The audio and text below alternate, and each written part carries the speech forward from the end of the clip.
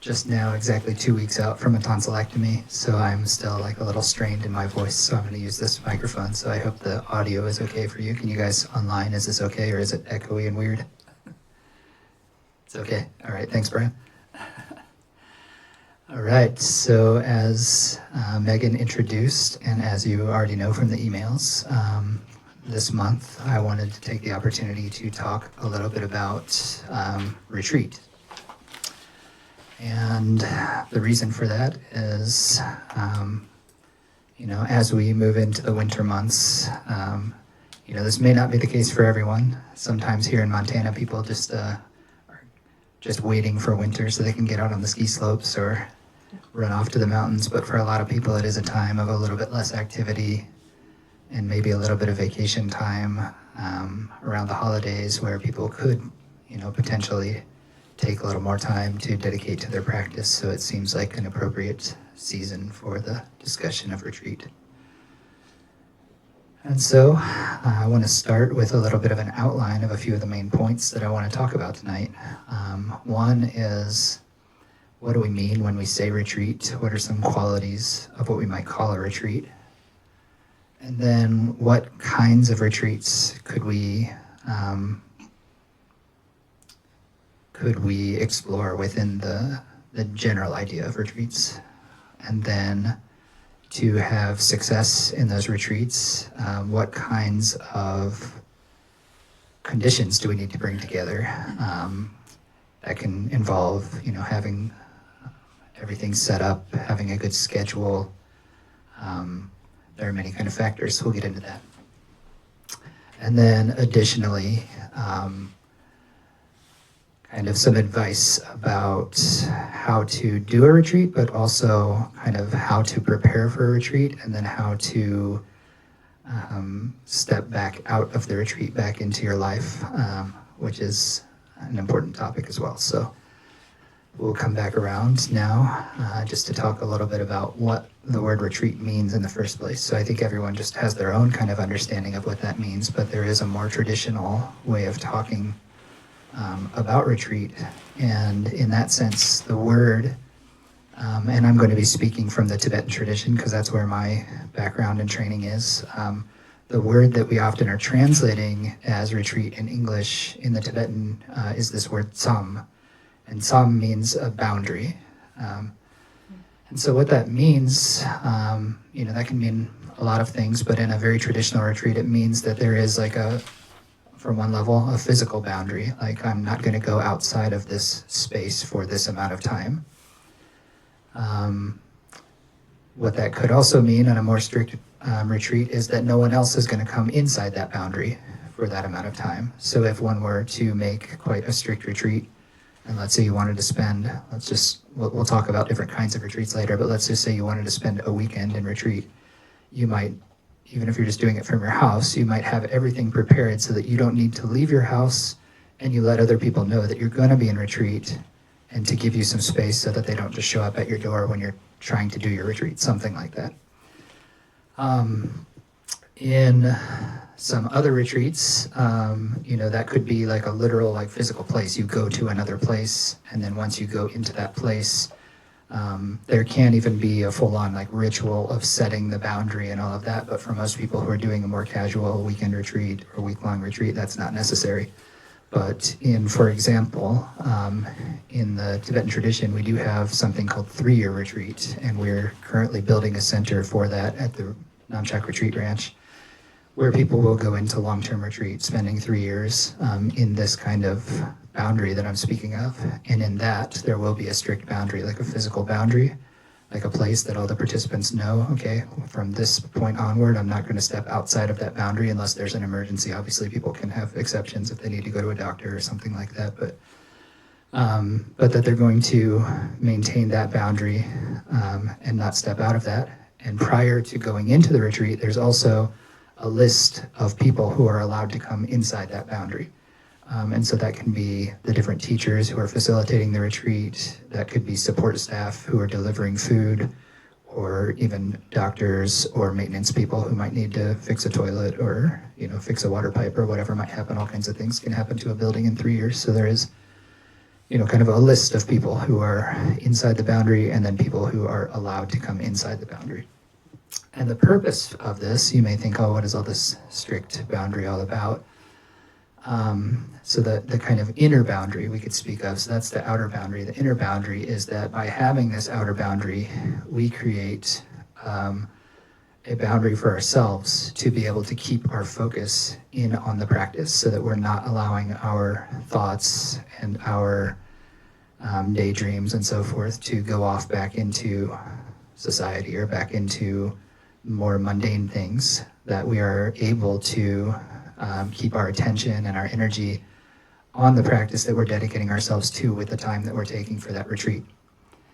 And so, and there is even a more of a boundary that we could speak of, which is in a lot of the, I could say like more advanced or tantric practices. I'm not going to say too much about this, but there's like another kind of boundary that you make, which is kind of like, it's an imaginary boundary that you make in your mind, but it is to kind of cast out your ordinary thinking and to make a boundary that kind of protects you to stay within the sphere of your practice. And so all of those are kind of related concepts, like this kind of outer boundary to like literally kind of physically restrict you. But the purpose of that is to prevent distraction and to keep you kind of focused and on task. So I'm going to talk a little bit more about that as we move in, about how that might apply to, a more simple retreat that we might do on a Saturday and not something as extreme as a 3-year retreat or a month-long retreat or something like that. So how we can kind of implement the spirit of that, even if we're just taking a Saturday morning or something like that. And so I want to talk a moment here as we're talking about what retreat is, So I think I was speaking quite technically now, and just talk a little bit more casually about what that is. So a retreat is an opportunity for us to go a bit deeper in our practice, and often it's suggested, especially if you're doing a shorter retreat, that rather than kind of scattering yourself amongst many different kinds of practices, that you really focus in on one practice. If you're just going to do a Saturday morning or a weekend long retreat, and let's say you have 3, 4, 5 different kind of practices that you've been doing a bit of, it's probably a better use of one's time to focus in on just one of those practices. And so if you can imagine that, in terms of these more shorter term retreats, that your day-to-day practice, let's say you do a half an hour or an hour of meditation every day, and you have a certain kind of level that maybe you're kind of cruising or kind of plateauing at, or maybe you're going a little bit deeper, but there are times when it can feel like a bit of a plateau. And then if we can do a retreat, even just doubling the amount of time that we do daily on the weekend, or let's say we're doing a half an hour every day, and on the weekend we do 2 hours on Saturday, that can kind of break through that plateau moment and get us to a bit of a deeper or more stable experience of meditation that then we can carry forward in our daily practice at that newer level. So retreats can help us to really stabilize our practices and go deeper in moments where, there are times in all of our lives as practitioners where we might feel like we're doing maybe maintenance practice, you might say. There are times when we're really going for it, we're really making time for it, and in those times we do see the progress day to day, and there are times when we need a bit of a kickstart, and a lot of times these kind of shorter retreats can be a bit of a kickstart or a breakthrough moment for us to make some more progress, some deeper progress, and really recommit to the practice that we're working on our day-to-day practices. So the kind of general purpose of retreat is to have a more focused and committed time. When we're doing our day-to-day practices, we are doing that and we're making some time for that, but usually it is amidst a lot of other day-to-day activities, jobs, social engagements, family engagements, all those kind of things. And so it's like we're getting into our practice, getting deeper into some kind of state of meditative concentration, and then we know we're just going to get pulled out of it because we're re-engaging with the world. And of course it is important to try to merge that, to keep our practice implemented, or to continue to try to implement the practice throughout our day-to-day life, but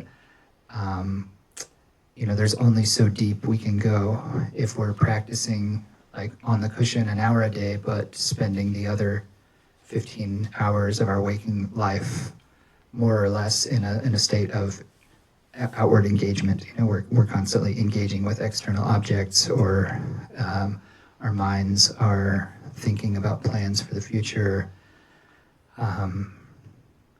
working with the situation at hand in the present, or contemplating situations of the past.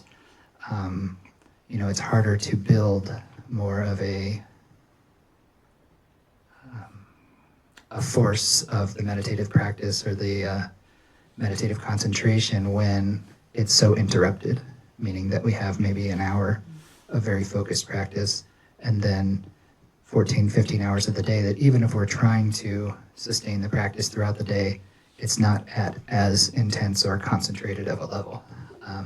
And for a lot of us, if we're really honest with ourselves, we might catch flashes of our practice throughout the day, but we're mostly distracted. I'm speaking for myself here, but I know that this will resonate with most of you.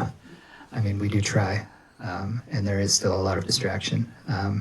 And distraction in the sense that, of course, we still have to act in the world, but there could be a deeper state of practice that we can work towards where we can be engaged in the world and still be in contact with our practice throughout the day. But for most of us, I think, and for myself, I'll say that often that's not the case. And so what we can do in retreat is build a stronger momentum of the practice, because we can have a longer period of time of uninterrupted time where we are entirely focused in the practice.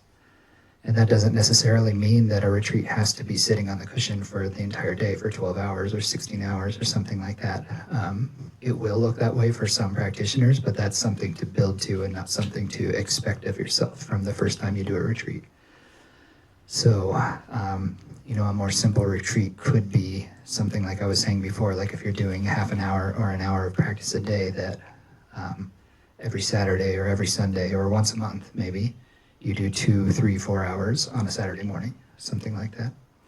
And that doesn't mean necessarily trying to sit for 4 hours straight through. Most people are not going to be able to do that for our bodies or the power of our practice. We need to break that up. So now I'm going to move into talking about different kinds of retreats. And so I've kind of mentioned a few things here, but I'll just say that I think for a lot of people, that's what I was just mentioning is the best first step, is to, for one, before you even think about doing a retreat, I mean, this isn't necessarily the case, but I would advise having a pretty strong daily practice before you start thinking about retreat. One reason I say that is a lot of people think, well, I'm not going to do my daily practice because I'm going to do this retreat at the end of the month. And then they kind of use that as an excuse not to be consistent in their daily practice. And I'm saying people do that. I'm saying I have done that.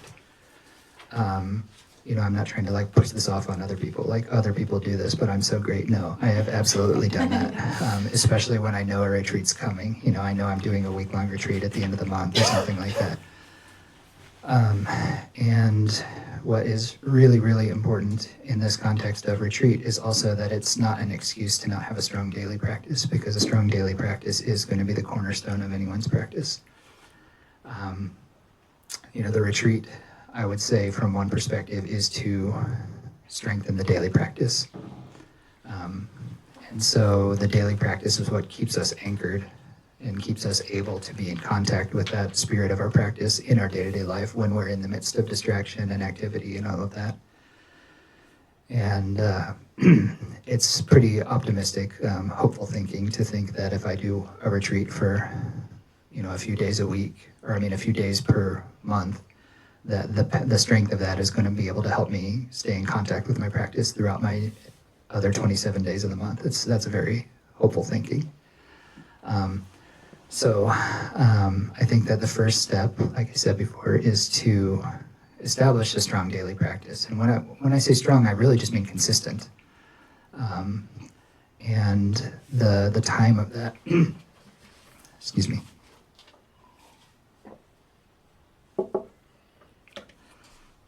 We can build the amount of time that we're doing in practice over time.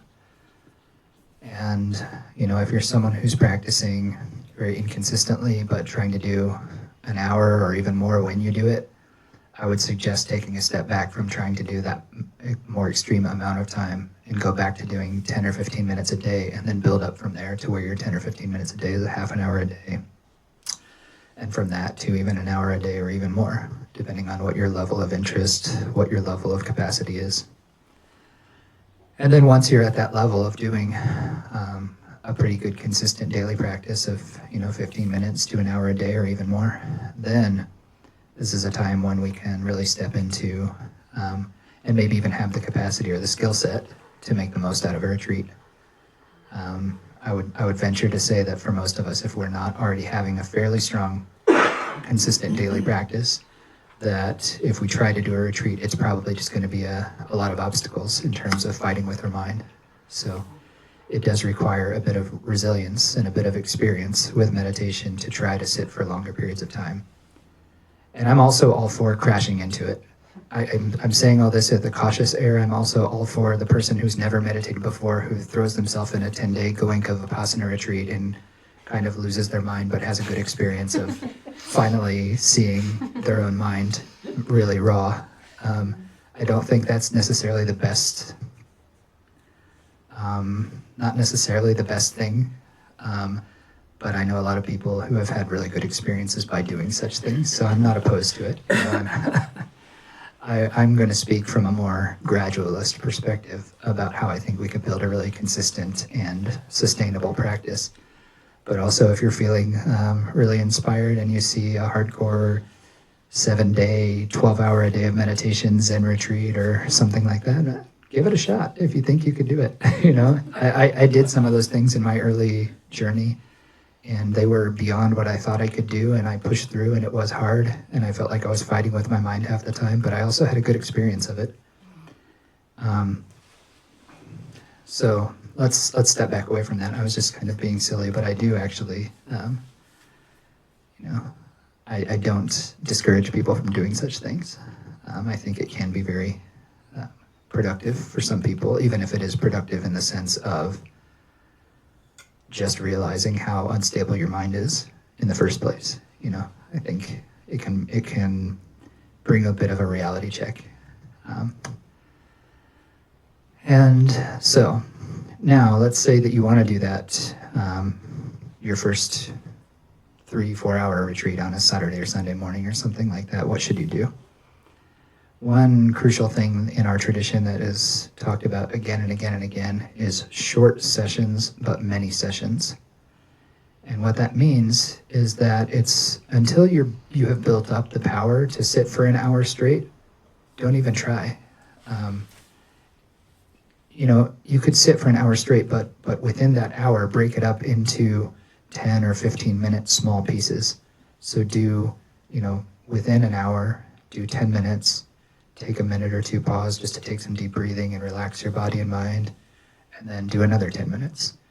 And in those little pauses, don't go off and do a bunch of things, and don't start thinking about all kinds of things, but just kind of let yourself relax, take some deep breaths, let any of the tension out of your body, especially if you're having any kind of, as the time goes on into these multiple hours, your knees or hips, maybe stand up and stretch, sit down and do another 10 minutes, pause, another 10 minutes, and so on and so forth.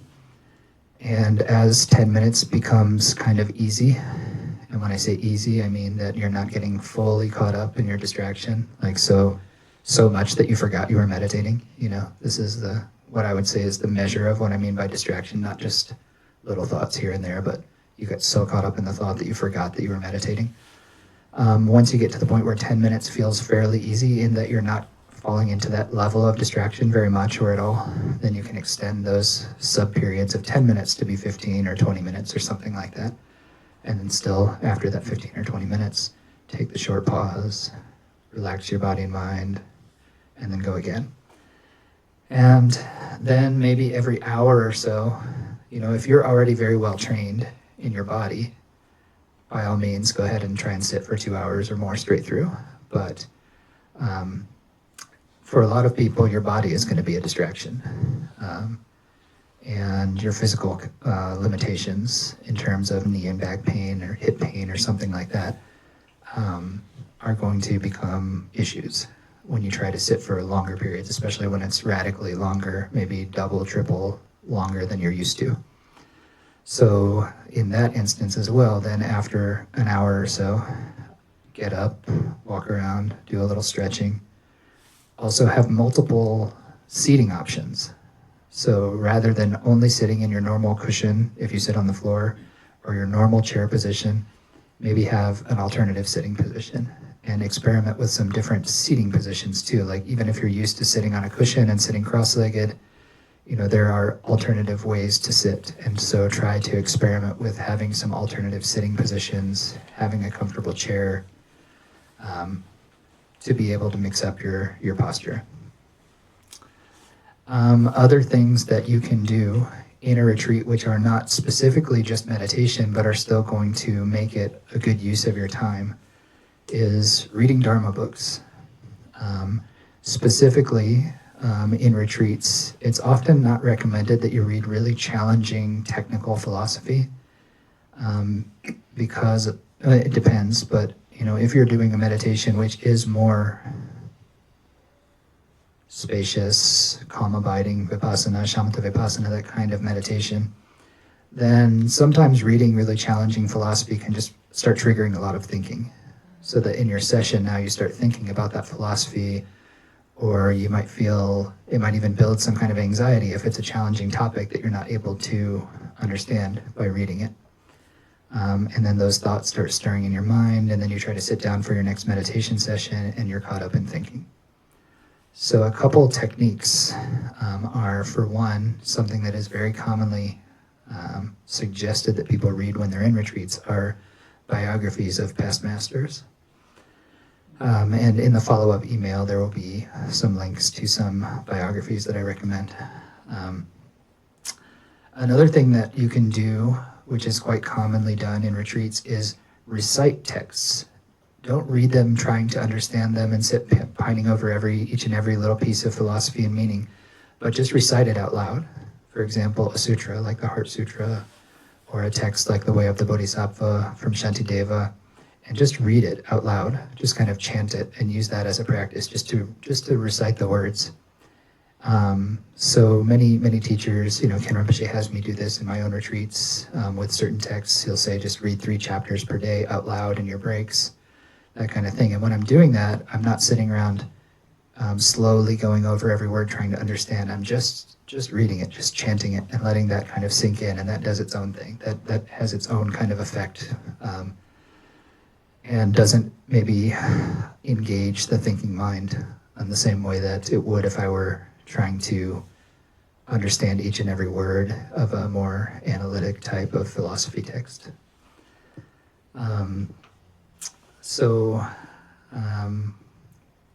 Those are some things about some kind of a shorter session. Let's say you're going to do a whole day or even a whole weekend.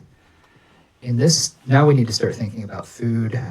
We need to start thinking about schedules, sleep schedules even, and these are some additional things that are good to have planned ahead of time. So one thing that my teachers have always encouraged me with, and I know that for a lot of people who have done group retreats, having a schedule is extremely helpful. At first, if you're someone who's used to kind of just waking up whenever you want and doing whatever you want, it might seem on the surface like kind of oppressive to have to follow a schedule, but in a meditation retreat, it's actually really liberating just to know that, okay, now I get up and I do this, and then I do that. Then there's no thinking. You don't need to think, oh, when should I cook? Maybe I'll eat this. What do I do? Have it all planned out, like meal plan. If you're going to do a day-long or a weekend-long retreat, have all of it planned, do all your shopping ahead of time, and just do it. In that way, there's no thinking, should I get up or not? Should I do a session or not? What should I have for lunch? What should I have for dinner? Just have it all planned. And also with the food, make really simple things or pre-prepared things, especially if it's a really short retreat. If you're doing a longer retreat, then maybe there's a little bit more. You need to do some more intensive cooking and things like that. But for a short retreat, either already have some things prepared, make a big pot of soup before you even do the retreat, something like that, and just make it really simple. Like things, the whole thing is to make it that you don't need to think about it. that you can just do it, and that it's not going to interrupt your practice or your sessions. Another big thing that could help, this isn't always something that you will have accessible, but if you can get a friend to do it with you, or a group of friends to do it with you, that's also extremely helpful. Even some of you who are in online learning circles, if you all could just have your Zoom open, even if you're not sitting in front of your computer, just so that you all know that you're doing it together, that could be helpful. I can say that for myself, some of my first retreats were group retreats because I got my start in the Zen tradition. And in the Zen tradition, they do have more of a group practice kind of thing than the Tibetan tradition is often very individual. We do offer and do some group retreats through Namchak, but it's in the real tradition, it is very much individual, like you and your teacher tells you to do this in that practice or retreat, and you just go off and do it. But having that group energy is also really helpful, even in those times when you have the schedule, you know you want to do the schedule, but it's still hard to do it.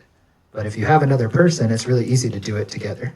You have that group energy and you want to follow through for them, and you don't want to negatively affect their retreat. So it's like sometimes easier, at least for me, if I have someone else that I know that like we're in it together, and we're supporting each other and that kind of thing.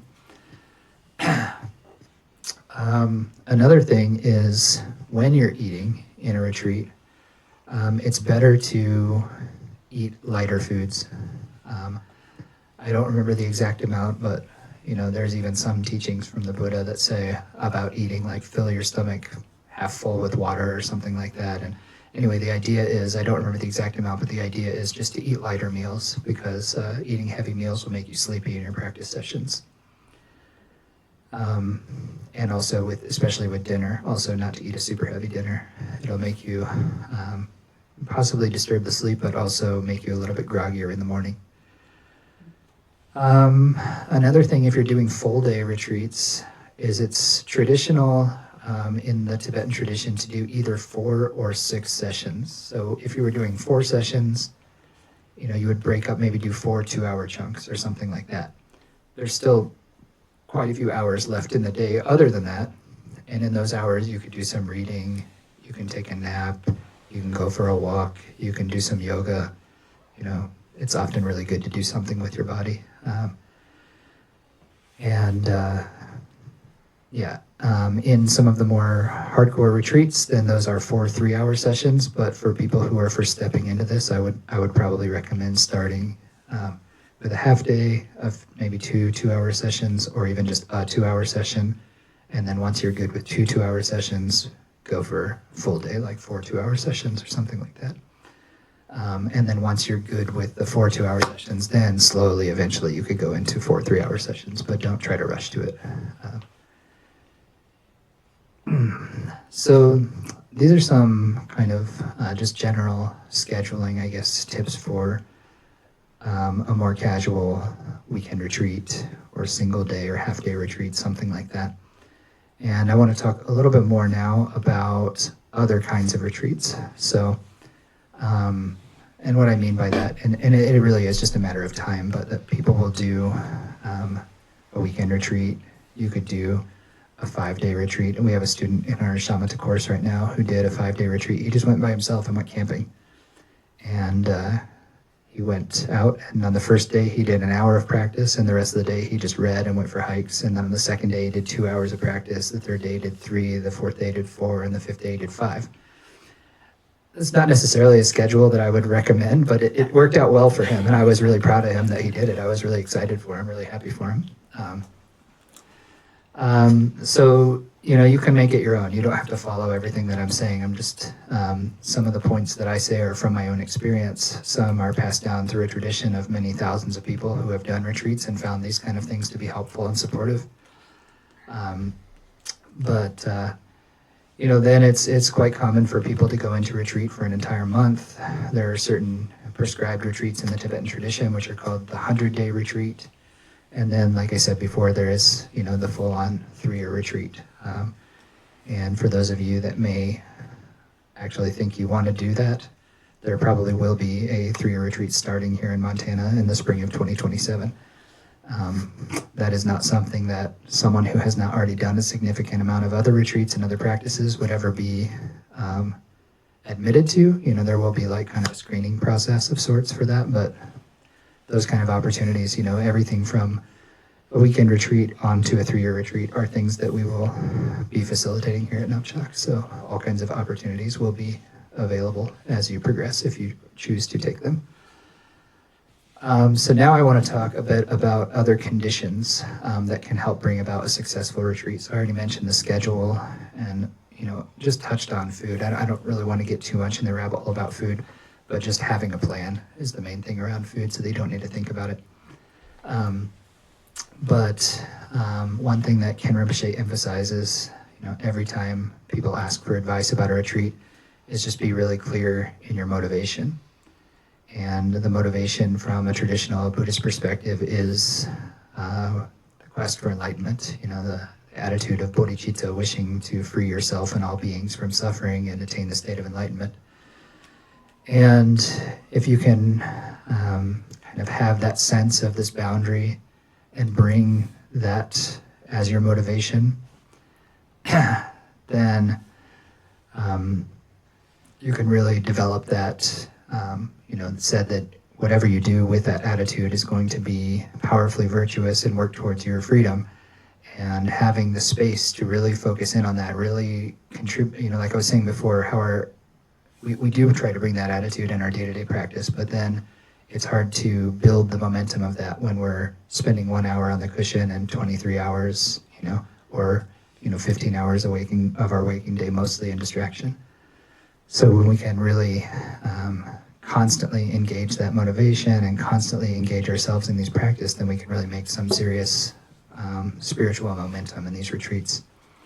And then taking that as our fundamental motivation, the next thing is to really think about the preciousness of the opportunity and the impermanence of our life. So Ken Rinpoche always gives advice, now you've gotten here, you've received the teachings, you have made this space for yourself to be able to engage in this retreat. And for this and all of your other past lives, you spent most of your time in things that are not actually productive for your spiritual growth, for your personal freedom. Been engaging in things that are just reinforcing our negative habits and our afflictive thoughts and emotions. And so now we have this precious opportunity and we shouldn't let it go to waste. So we should really focus in and put all our effort into this practice. And then once we realize how precious that is, also recognize that how rare is it that we could ever even have this opportunity, and how we may never get it again. Our lives are impermanent, not only because circumstances may not let us get back into this situation again, but we may not even live long enough to have this opportunity again. And that contemplation of death and impermanence is considered, in a lot of texts they use the example of, what is that specialty kind of little whip that they use for horses? What is it called? A crop. They use it, they call impermanence the crop that kind of beats you with diligence. It like kind of spurns you forward with like this intention of like, okay, I can't waste any time. I've got to I may never get this opportunity again. I may die before I get to really do something meaningful for myself or others.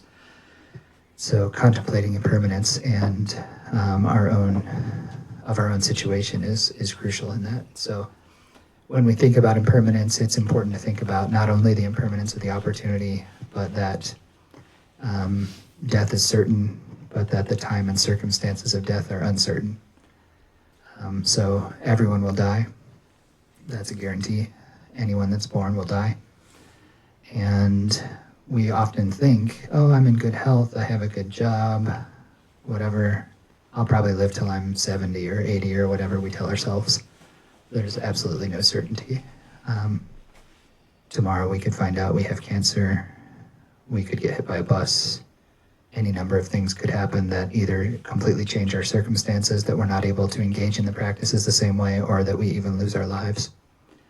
And we really need to contemplate that until it really touches our experience and isn't just an intellectual idea, because it's true. And when we can think in that way, and when we can really gain a certainty of that, then it will really help us to hone in our attention into what's really meaningful, and particularly for the duration of our retreat.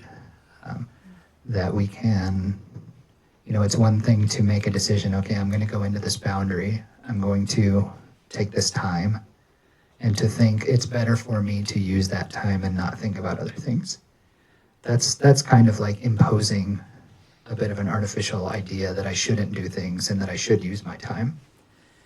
And that's true, that's meaningful, but also we need to understand that from a deeper place, a place of understanding really deeply the preciousness of the opportunity and the impermanence of the opportunity and of our lives. And from that perspective, that can maybe even reinforce that boundary in terms of keeping our attention on track with the practices and preventing us from, while we are taking this opportunity in retreat, prevent us from slipping into thinking about what I have to do tomorrow or next week, or contemplating how I'm still mad about something that my father or my sister said to me last week or whatever, but to be able to let all those things go and focus on the task at hand. I'm going to refer to something here real quick. And so there are also some other texts and links that you'll get sent out here. There's a really good article from Lion's Roar magazine about retreat that has some really great advice. And then a whole series of kind of teachings on retreat from the Lotsawa House website, which is a website full of free translations from different teachers from the Tibetan tradition, speaking about all kinds of things retreat related. Another important thing, so I'm speaking a little bit from an outline of a piece of advice from Dilgo Khyentse Rinpoche. Dilgo Khyentse Rinpoche is one of our spiritual director, Tulkusangak Rinpoche's main teachers. And there is a text that will be in the collection of things that is linked in the follow-up email that's called Advice to 3-Year Retreatants. And it's also advice that could apply to most any retreat, for the most part. And, he speaks about some other qualities as well, like the quality of faith. And faith in this sense meaning really trusting your practice, and really trusting, in the Buddhist perspective, really trusting the Buddha, the Dharma, and the Sangha, trusting your teacher, trusting your own practice. There are times when if we don't really have a deep trust and we don't get instant results, we might lose our confidence in our practice.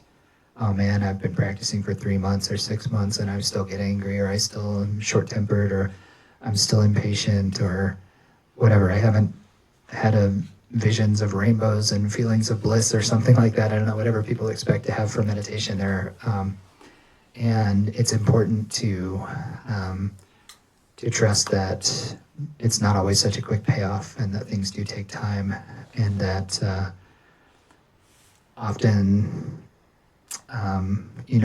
I'll just say that in our own, some of the students that I work with, I'll say, who are working with the practices of shamatha and vipassana, they'll get partway through the year of shamatha practice and start thinking, I really think I need to be doing vipassana, because this shamatha, in all the teachings, it says that shamatha will maybe make some of your afflictive thoughts and emotions kind of go into a state of rest or dormancy, but it won't really uproot them, and that it's only vipassana that will fully uproot them. And no matter how much we, Ken Rinpoche and myself and Lama Tsoma, say that it really does require a strong foundation of shamatha to have success with vipassana, people get impatient, and they want results now. And so it's really important to trust your practice, to trust your teacher, to trust the Dharma, and trust that there is a structure for that. There are all kinds of higher teachings, even beyond Vipassana, and the fact that your teacher is not giving them to you right now is not out of a sense of miserliness, and it's not out of a sense of distrust of you. It's because that's what's applicable to you right now. That's what's going to be the most helpful for you right now. And so it's important to trust that.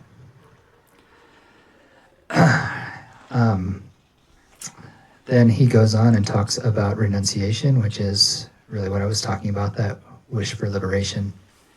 And often to develop that sense of renunciation, we go through something called the contemplation of the four thoughts. And the first two of those are what I mentioned before, the preciousness of the opportunity. And even more so, we'll talk about the preciousness of the human experience, or the precious human experience. And that goes a little deeper than what I mentioned before, not only precious in the sense of having the freedom to do a retreat, but precious in the sense of even being in a situation of meeting with the Dharma, meeting with authentic teachers, having the capacity in terms of maybe the intellectual capacity to understand the teachings and implement them and all those kind of things. There are more traditional ways of contemplating that. If you want, there are other teachings that you could find online and that we've given here through Namchak about these four thoughts in a lot more detail. And then think about, okay, it's very precious. I understand that it's precious.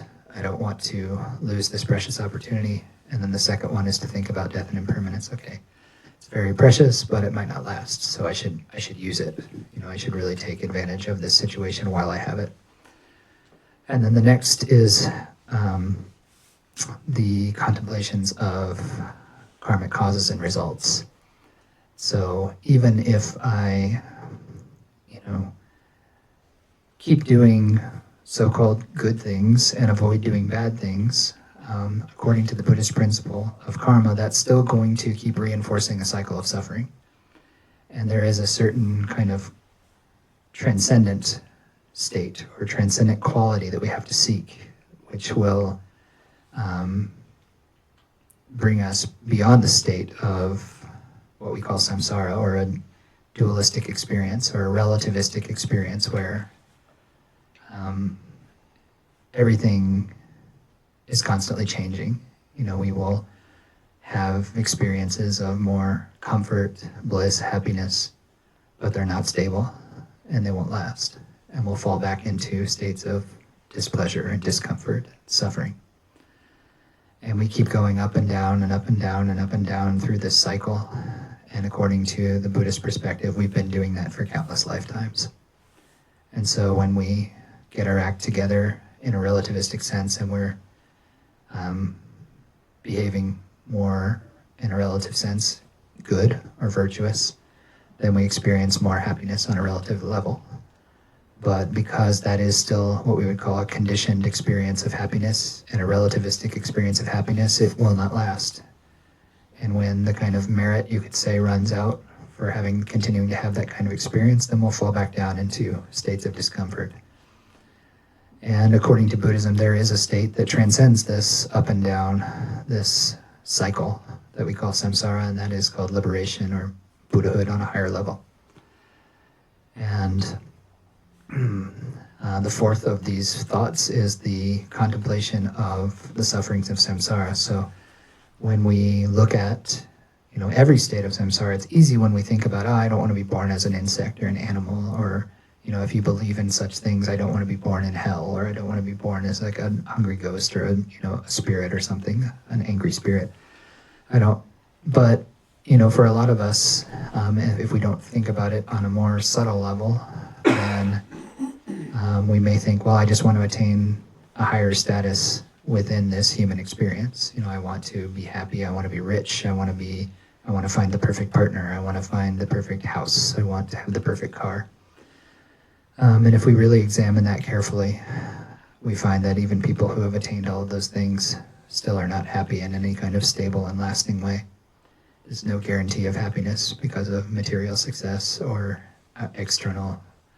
externally, you could say, attaining the objects of your desire. And so the idea in that contemplation is to look at every kind of state of samsara and realize that none of it is a state of lasting happiness or peace, and to gain a definitive sense that I want to transcend this, I want to break the cycle.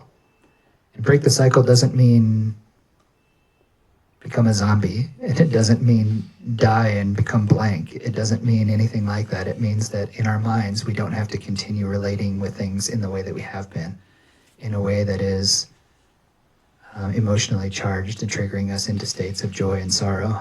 But there is another way of being, and that is, these are qualities that I'm kind of talking around, qualities that we could say are developed through this path to liberation, and ultimately an experience of liberation, or even on a higher level, we can call that a state of Buddhahood or enlightenment. And if you want to know a little bit more about some subtle distinctions between those words, liberation, freedom, enlightenment, Buddhahood, there's another talk that I gave on our Namcheck YouTube page that's called What is Enlightenment? So there is some subtle distinction between some of those terms. Anyway, that's a total side point. But the main point I was trying to get at here is that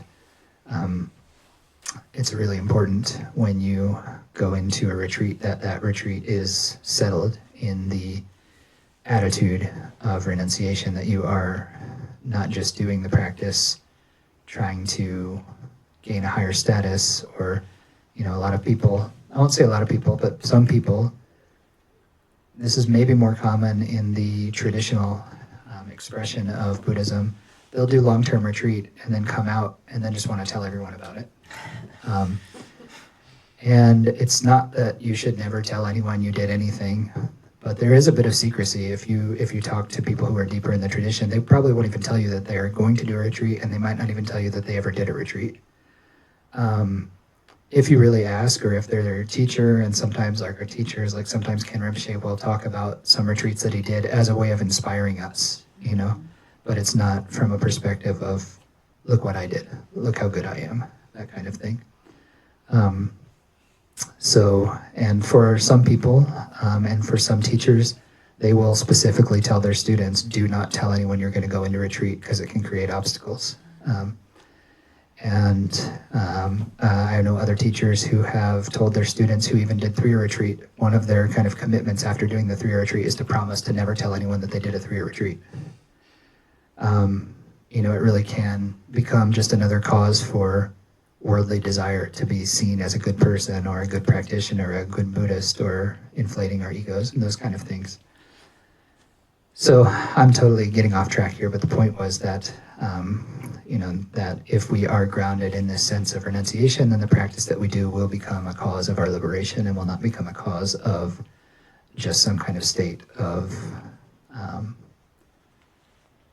worldly success, or what we might think of as worldly success. And now, again, the next quality that Khyentse Rinpoche talks about is compassion. And I already mentioned this a little bit, talking about the attitude of bodhicitta, but I'll just read here a little quote from what he says, because I couldn't say it any better than Doga Khyentse Rinpoche said. So, he says, compassion. Generally speaking, you have been practicing the teachings of the Mahayana ever since you first entered the door of the Dharma. Now, just remember, he's talking to people who are in 3-year retreat, who are already pretty seasoned practitioners. And you've been practicing the teachings of the Mahayana ever since you entered the door of the Dharma, and this is really nothing other than compassion. Without genuine compassion, there is simply no possibility of reaching Buddhahood. In their delusion, all beings of samsara cherish only their selfish interests and neglect others' welfare. At the moment, no matter how well off we may be in terms of food, clothing, or material possessions, and no matter how much happiness we may experience, we can never be satisfied. At the same time, if we give away even just a tiny fraction of what we own, it feels as if we're losing something enormous. We must let go of such attitudes, and instead of caring for ourselves alone, learn to cherish others. Previously, we neglected others, but now we must neglect our own selfish goals. Whenever we perform any virtuous deed with body, speech, or mind, we must first remember that what we are doing, that we are doing so as a means of bringing about the enlightenment of all. So, this is speaking very specifically from the Mahayana Buddhist perspective, in which personal liberation is not looked down upon, but is not the primary goal. That if we, and just to give a little bit more context around that, from the Mahayana Buddhist perspective, it's said that the more we focus on others, the faster we'll actually become liberated ourselves. The more we focus on ourselves, the longer it's going to take us to actually get enlightened, because there's still, that attitude is still corrupted or contaminated by self-interest. And the grasping at the self and this attitude of self-interest is actually the main obstacle to us attaining liberation. And so, Ken Rinpoche often says, when speaking about this altruistic intention, the attitude of bodhicitta, that if we wish for the benefit of all beings, the liberation of all beings, we're one of those beings. It's not like we get left out, And if we could wish for something really wonderful for ourselves, or we could wish for it for everyone, why not wish for everyone? We're included in that. And so that's, these are just talking about attitudes that we should bring to a retreat. And often, if you're already someone who's been practicing in the Tibetan Buddhist tradition, you've already heard this 1,000 times. The attitude of renunciation, having trust in the teachings and the teacher and your own practice, being inspired by the attitude of bodhicitta, the wish for the liberation of all beings. But it's important not to just let those become vague ideas, and to really, especially when we're going into retreat, to really let those become the fundamental kind of guiding principle that directs our practice throughout the retreat, and to bring those back up and refresh them at the beginning of every session, so that we don't slip into maybe neutrality, or even worse, maybe apathy or selfishness. So now, what's our time? Oh, I talked more than I thought. I thought I was going to make this short because of my throat, but I just kept talking. One other thing, I guess the last thing that I wanted to talk about around this was about some tips for going into and coming out of retreat. I feel like there may have been one outline point that I'm leaving out here, and if there is, if anyone has questions at the end, we can come back around to it if anyone remembers. But I think the coming out is harder than the going in. From one perspective, the going in, I've already mentioned a little bit, and in the sense that I would recommend highly that before you try to go into a retreat, that you build a fairly consistent daily practice, and so that you're already used to sitting for a decent amount of time.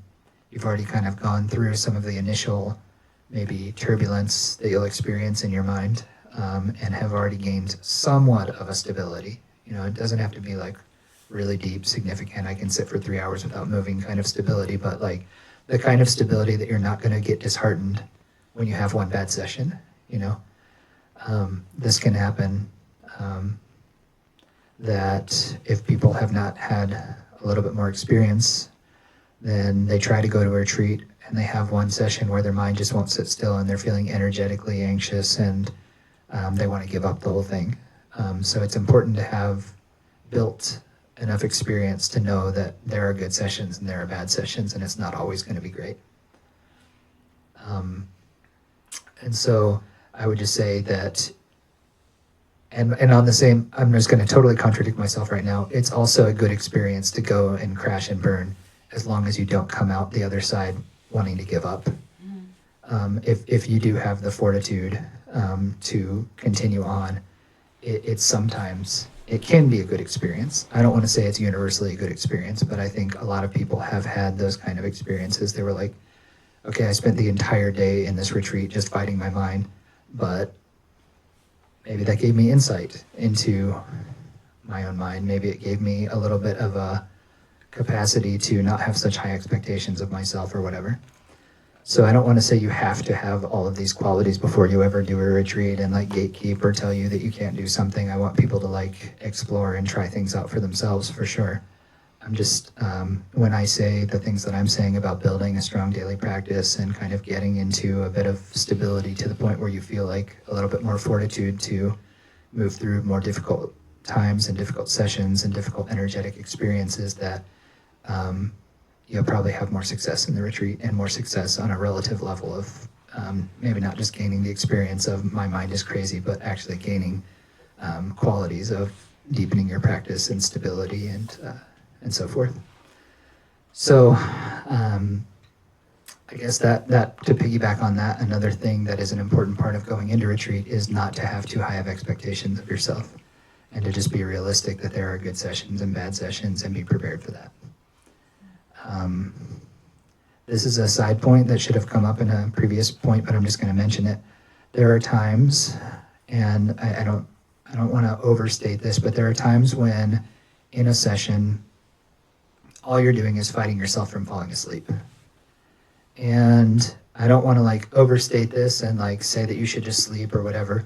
But one of my teachers in India told me, especially when you're doing longer retreat, if in a session, all you find yourself doing in one session is fighting off sleep, put your head down on the table in front of you and just sleep. You will wake up in 5 or 10 minutes and you'll probably feel fresh and you won't have to fight off the sleep anymore. So I've done that pretty much universally ever since in my practice sessions, and I find it very helpful. In my Zen training as well, there's a teaching, I think it was from Uchiyama Roshi, and he said the same thing. In a sesshin, which in the Zen tradition, Soto Zen tradition, is like a 7-day intensive retreat where you practice basically 12 hours a day of sitting for 7 days. And he said, if you fall asleep during the sesshin, it's okay. You're going to wake up and you're going to be confronted with your mind right as soon as you wake up. So don't worry about it. And I don't want to overstate that in the sense that like you should just sleep through your practice. You should try, to stay awake and do good sessions. But if you do find yourself just like constantly nodding off, it's probably more productive to just sleep for 5 or 10 minutes and then come back into the session than it is to just be nodding off for the whole session. The last point that I want to come around to is coming out of retreat. And, if the retreat was just a 2-hour session, it's probably not as jarring or as troublesome. And I don't mean to say troublesome, it's just that like what can happen in longer retreats, even just a full weekend retreat or a 5-day retreat, when you have been able to kind of seclude yourself from distraction and all kinds of stimuli. You're not maybe talking as much, you're not seeing as many like vibrant moving things, then going directly from that back into a very high engagement, maybe high stakes in the sense of like having to make critical decisions or having to be faced with like really important or really intense conversations, it can feel quite jarring. And there may be times when you have no choice because your job requires you to go straight back to work or to do something like that. And there's a couple points around this. For one, if you can, it's helpful to try to ease back into that and not just dive back into the intensity. And that's for a couple of reasons. One, just for your own good, because it can feel very jarring. It can feel even overwhelming and overstimulating. But also for being able to integrate the practice. If you can come out in a more gentle way, and by gentle I mean that maybe you have a few days to slowly start reconnecting with people and slowly start reconnecting with tasks that you need to do with work or something like that, rather than coming straight out of a really closed off situation, straight back into like intense activity and interaction. It's easier to slowly start to apply what you've been learning and carry that forth into your day, rather than what will happen sometimes. And this isn't universal, I'm not trying to scare anyone here, I'm just like giving a little bit of some of you already have this experience, I'm sure, and I've already talked to some of you about this experience. And I've certainly had this experience. If you are not able to have that transitional time, sometimes what happens is you can feel really thrown off and dysregulated. Like I was in this really deep, kind of peaceful state where I was able to kind of be with my practice or the sense of my meditation throughout the entire day.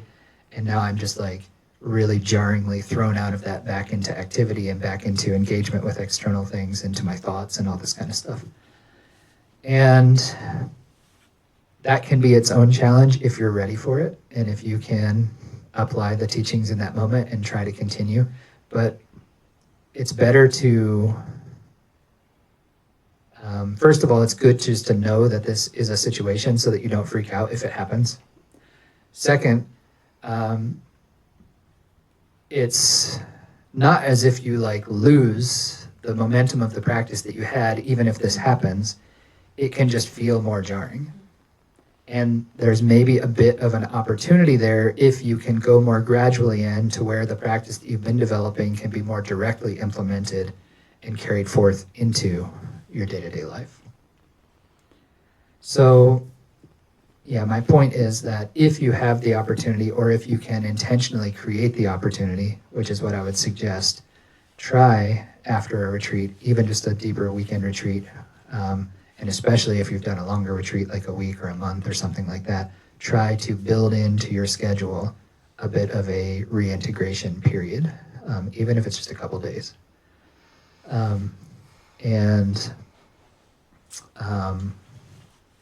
Now, one other thing, and this is not directly related to retreat, but this is just because I had lunch with my friend Bob, who's here in the room today, and we were talking about, another thing about how important it is just to be applying the practice throughout your day in the first place. And that it's all well and good to do retreats. It's actually excellent. It's something I encourage. But also,